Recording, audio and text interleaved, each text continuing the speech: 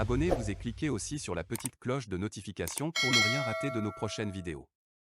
N'oubliez pas de partager aussi la vidéo et de la liker. Afrique N24.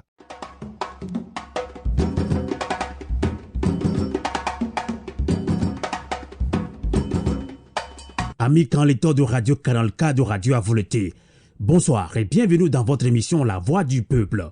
Cette édition est un hommage à Douti Sinaling et Ansem Sinadare, deux élèves tués le 15 avril 2013 par la soldatesse de Fort Nassimé à Dapaon lors d'une manifestation des élèves qui réclamaient le retour de leurs enseignants en classe.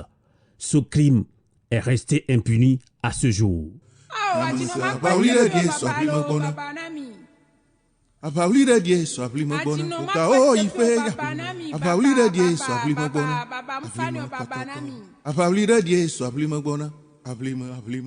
Et 9 ans plus tard, la grande sociale dans le secteur de l'éducation reprend. Du décret relatif à la représentativité des syndicats professionnels au code de conduite des personnes des établissements scolaires, en passant par le mémorandum d'entente entre le gouvernement et les acteurs de l'éducation, la crise ouverte dans le secteur de l'éducation au Togo prend une allure inquiétante. Et le syndicat des enseignants du Togo annonce déjà 2 arrestations de syndicats enseignants gardés au SCRIC.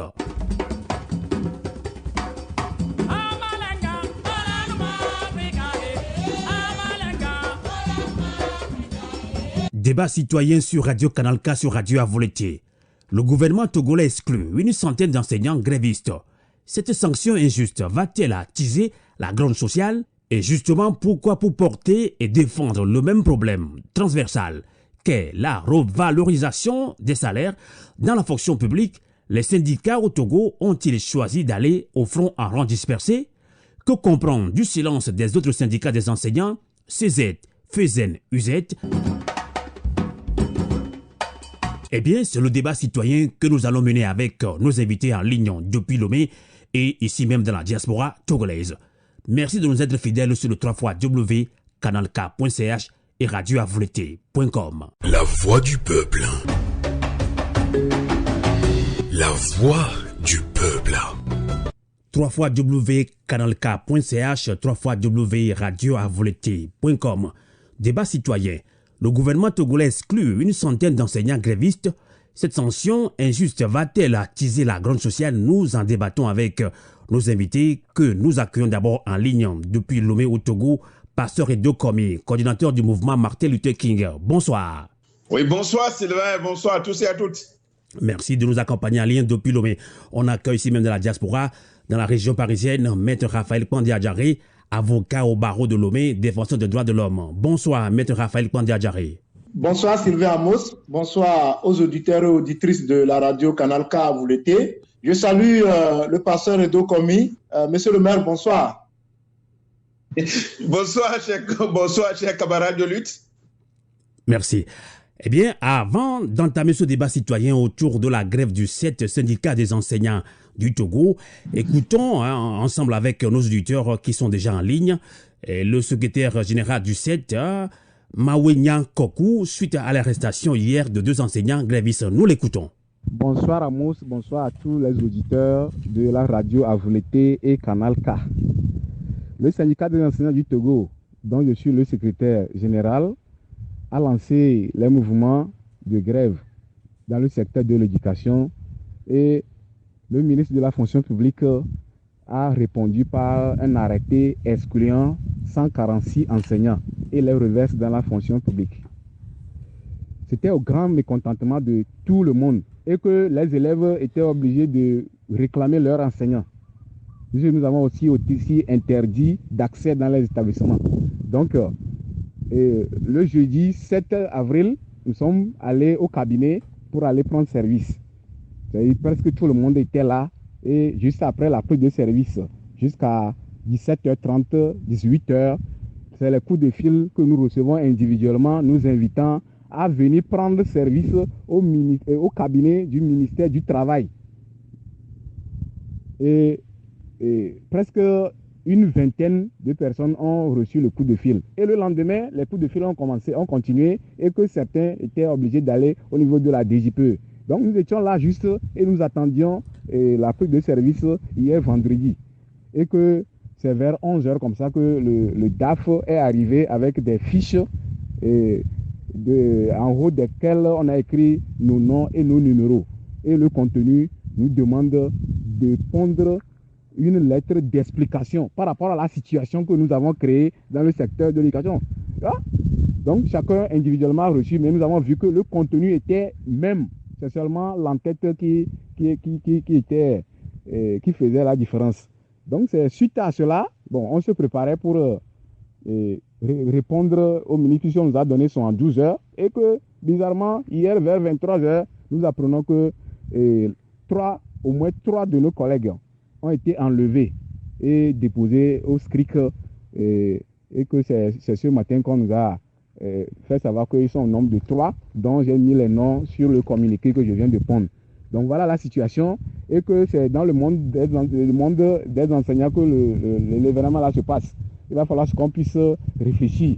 C'est pourquoi j'appelle tous les enseignants du Togo à rester mobilisés pour défendre leurs collègues qui sont maintenant au SCRIC.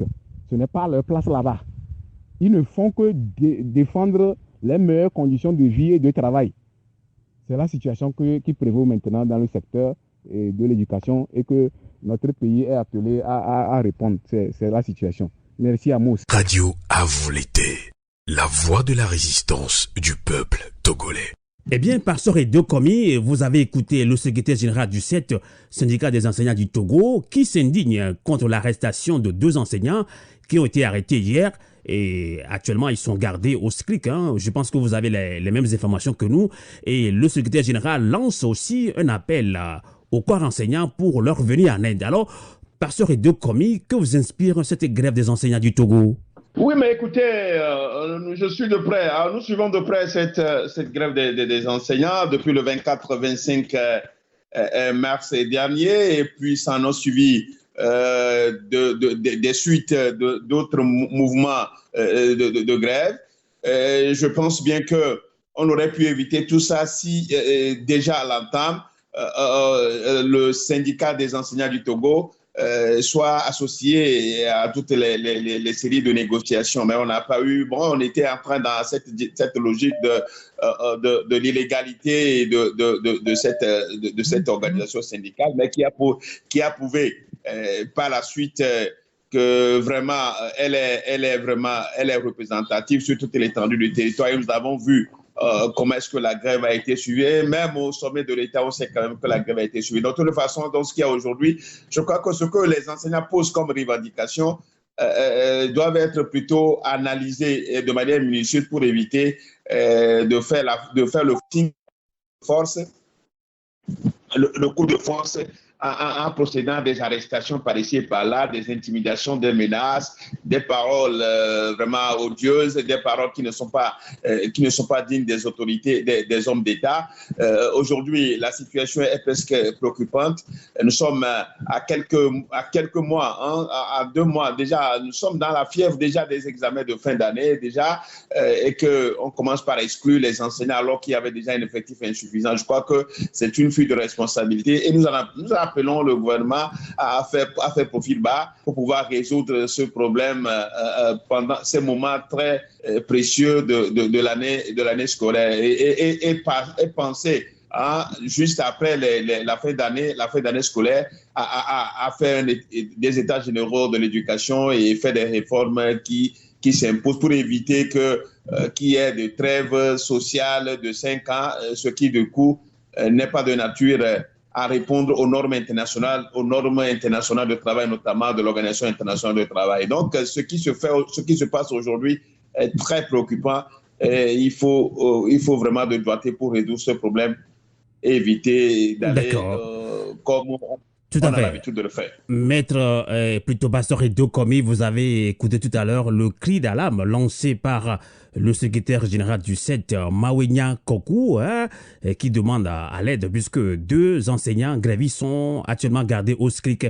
Vous, en tant que mouvement Martin Luther King, comment est-ce que vous pouvez les aider? Ben écoutez, on ne m'a pas tout dit au téléphone. C'est le syndicat des enseignants du Togo a été enregistré dans ma commune, donc je connais un peu la genèse la genèse de ce mouvement depuis les premiers jours. Nous, comme souvent, nous ne cessons d'interpeller l'État, le gouvernement, pour pouvoir résoudre le problème au lieu de faire une fuite en avant. Donc, arrêter les enseignants, pour quel motif, on ne sait pas encore. Ils n'ont pas été violents. Les enseignants, jusqu'à preuve de contraire, n'ont jamais fait acte de violence. Le droit de grève est reconnu, est un droit constitutionnel, donc reconnu par la Constitution et les normes internationales du travail. Donc, je ne vois pas pourquoi les enseignants sont arrêtés. Je ne sais pas pour le moment, puisque nous n'avons pas un motif clair de leur arrestation. Et on ne peut que s'indigner et demander rapidement. Les enseignants sont soit des voyous, ce pas des brigands. Il faut les libérer et plutôt s'attaquer à la réponse, à la solution qu'il faut à leurs revendications que de les arrêter. Je crois quand même que ça risque de faire d'exploser le secteur de l'éducation et qui sait ce qui va arriver comme par le passé, ce que nous avons suivi lors des grèves antérieures, des mots d'ordre de grève antérieures que nous avons connus dans le pays qui même, vous vous rappelez que des élèves même sont tombés dans cette histoire. Donc, il faut prévenir, il faut prévenir et permettre à ce mouvement de prendre fin et que les enseignants retrouvent les salles de classe. Merci. Vient de nous rejoindre dans ce débat citoyen, ici même en Suisse, à Lausanne, Komla Pogli. Bonsoir. Bonsoir Sylvain Amos, bonsoir les compatriotes. Vous êtes secrétaire général de Moltra, Mouvement pour la libération totale et la reconstruction de l'Afrique. Vous êtes basé ici, même en Suisse. Eh bien, avant de vous relancer, donc on va prendre en ligne depuis la région parisienne Maître Raphaël Kpandiadjaré. Vous avez suivi tout à l'heure la réaction du secrétaire général du 7, Mawenya Kokou, et la réaction du pasteur Edo Komi du mouvement Martin Luther King. Et justement, Maître Raphaël Kpandiadjaré, entre-temps, un mémorandum d'entente entre le gouvernement et les acteurs de l'éducation a été signé, et même avant le lancement de la grève, les 24 et 25 mars dernier, et par le syndicat des enseignants. Le ministre de la fonction publique, J.B. Bawara, avait qualifié ce syndicat d'illégal. Alors vous, en tant qu'avocat et défenseur des droits de l'homme, quel regard portez-vous sur le caractère illégal dont parle le ministre J.B. Bawara? Merci beaucoup, Amos. Et je salue le camarade Pogli qui vient de nous rejoindre. D'abord, je voudrais commencer cette émission en demandant aux autorités togolaises de savoir raison garder, parce que ce qu'elles sont en train de faire, elles savent que c'est l'utilisation de la force à l'état brut. Ça, c'est la force à l'état brut. Sylvain Amos, je vais aussi enchaîner en disant que au moment où un Togolais, à la personne de l'ancien Premier ministre Gilbert Fossou Ngbo, a pris la tête de l'Organisation internationale du travail, il faut qu'on fasse en sorte d'une manière à l'encourager. Et ce n'est pas ce qui se fait aujourd'hui. Lorsque nous prenons le préambule de la Constitution de l'OIT,